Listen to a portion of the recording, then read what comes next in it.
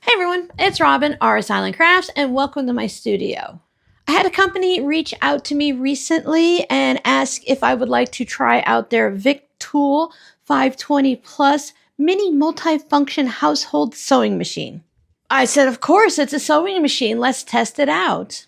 This is a sewing machine that you could purchase from Amazon. When I looked at it recently, it's around the $70 mark. As you would expect, it's 100% plastic. To give you guys an idea about the size, I have a large Owala bottle. This is the basting spray. There's my little Oliso iron. It comes with 2 white spools of thread and 1 black. These threads are a little bit thicker than what I use. It comes with a little thread stand, so if you want to put 2 spools of thread to use the dual needle feature, it does have the little button tool here. 3 bobbins of thread, so there's 2 white and 1 black. 3 of these little toppers that go up on top of where the thread goes. 2 spare needles, a needle threader, and the dual double needle. The picture on the front here does show the table, but it does not come with the table when purchased on Amazon. I did not find the table anywhere while doing a search online.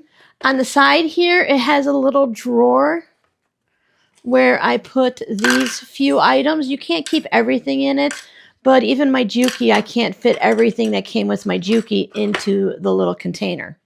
It does plug into the regular outlet, so that's great. And here is your foot pedal. Now the foot pedal fits perfectly in my hand. I was thinking if you were one of those people that like to sew using your hand, that this is the perfect size.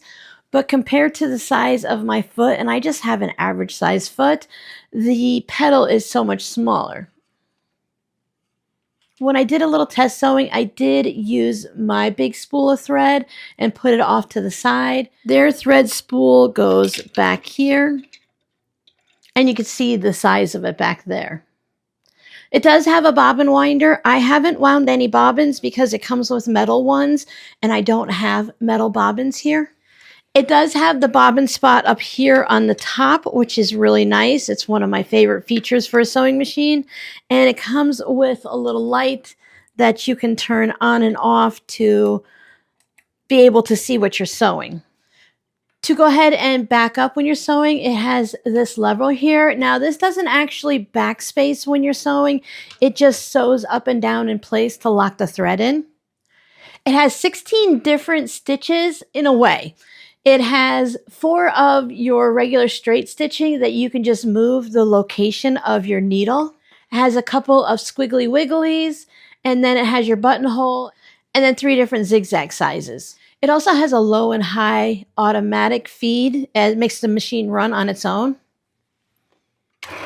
There's your low and your high. Your foot pedal does not control the speed at all. It controls on and off, so there is no speed control on this. It went so fast it unthreaded my thread. Now the foot pedal, no matter how light I push it, it just doesn't go on. You have to go all the way to the bottom, and it's on, and you lift your foot off, and it turns off. It does have a tension disc up here for the top tension. It was very difficult to control when doing a stitch. Let me show you. I just have some basic white fabric that I'm using as a scrap. If you were sewing 2 pieces of fabric together and you were working on a quilt block,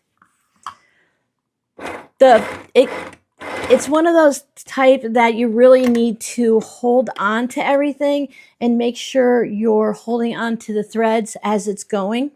Hold your fabric, and then it goes through pretty well. It's a little bit loud, but it's something I'd expect with a machine this size and at this price point. So it gets a little stuck there at the beginning. I found that it worked better if I was able to, if you were chain piecing, you would need to give a little tension on that back piece so that the feed dogs can grab it and pull it through, which is not a really good thing when you're trying to make quilt blocks. You cannot adjust your stitch length, so what you get is what you get. Let's see how many stitches per inch, like I know what I'm talking about. So there's 8 stitches per inch, if that means anything to anyone. Again, that's not in my wheelhouse. I don't know how many mine does because I have so many variable in stitch lengths. So if that's good for quilting, then you have that knowledge. In the pictures on Amazon, it shows it sewing through denim with a couple of pieces of fabric underneath it. It kind of looks like toweling to me, but I could be mistaken. I don't know that this machine is going to be able to handle 2 pieces of denim. I have 1, 2, 3, 4, 5, 6, 7 pieces of quilting cotton. Let's see if it'll go through that.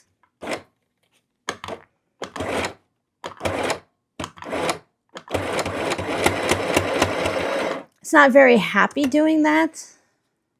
You could see where the stitching is different sizes as it's going through, and you could hear how it got a little bit stuck in everything. So what do I think about the VICTOOL 520PLUS? Is this machine worth it at that price point? I'm going to have to say no. If you're going to be sewing, if you're a beginner sewer, if you're quilting, if you thought that, ooh, it's really exciting, it's a nice lightweight machine, maybe I can take it on retreats or to classes. I'm sorry, I'm going to have to say that I do not recommend this sewing machine. I don't enjoy saying things like that, but I think it's important to be very honest. Now, should you purchase this machine? If you're new to sewing or you want to teach your grandkids or something and you don't want them to work on your big machine, I don't think this would be a good machine to start on. I think this would be very frustrating, and I think it would cause more problems and more arguments than the happy feeling we want when we sew. I think if you want to be a beginner sewist, if you want to teach someone, I think you should save a little bit more money and just get the next level up. Look at the singers. You can usually get those for $99 or $129 between Amazon and Walmart, etc. When things go on sale. To use this product would be very frustrating, and if I was a new sewer, that I would think I'm terrible at it and I would not want to sew again.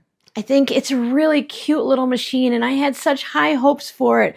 It's so darling. I think with the name VICTOOL, they should turn this into a radio and then market it that way, because I think this would be really cute as a radio. It has a great name. The colors with the silver gold, I think it's like a rose gold color on it. I think that would be really great as a radio. But I'm sorry, I do not recommend this sewing machine for anyone that's watching this video. For those of you that hang out with me in the community all the time, I don't think you should purchase this for your grandchildren or for a retreat sewing machine. I think the foot pedal is too small, and with no speed regulation, I think it goes too fast for a beginner, and that they need to learn how to regulate it with the foot pedal or with a speed on the sewing machine. So that's my opinion. What do you guys think? Could you think of a use for a sewing machine like this? So thank you guys so much for hanging out with me. I'll see you guys in the next video. Bye.